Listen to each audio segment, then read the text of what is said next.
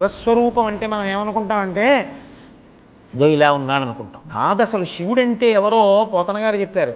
అగ్నిముఖంబు పరాపరాత్మకమాత్మ కాలంబు గతి రత్నగర్భ పదము శ్వసనంబుని యూర్పు రసన జలీషుండు దిశలు కర్ణంబులు దివము నాభి సూర్యుండు కందులు శుక్లంబు తైలంబు జఠరంబు జలతులు చెదలు శరము సర్వౌషధులు రోమచయం శల్యంబులద్రులు మానసమృతకరుండు ఛందములు ధాతువులు ధర్మసమితి హృదయము ఆస్యపంచక ఉపనిషదాహ్వయంబు అయిన నీరూపు సదసత్వమై శివాఖ్యై స్వయం జ్యోతి అయి ఒప్పు ఆజ్యమగుచు.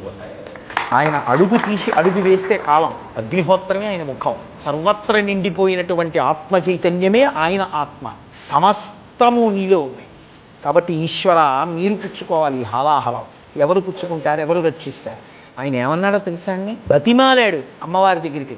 ఎవడు బతిమాలుతుంటాడండి? లోకం కోసం విషం తాగుతానంటాడా ఎవడైనా? పార్వతీదేవి దగ్గరికి వెళ్ళన్నాడు. వీళ్ళందరూ మన పిల్లలు పార్వతి, ఎలా ఏడుస్తున్నారో చూడు. తల్లిదండ్రులను మనం ఉండగా పిల్లలు అలా బాధపడ్డామా? మీ అన్నయ్య సంతోషిస్తాడు, మీ పుట్టింటి వాళ్ళందరూ సంతోషిస్తారు, బావగారిని ఆదుకున్నానని నాకు తృప్తి ఉంటుంది, పుచ్చేసుకుంటాను పార్వతి. ఏమిటి విషయం? ఎవరి కోసం? లోకం కోసం పుచ్చేసుకుంటా అంటాడు.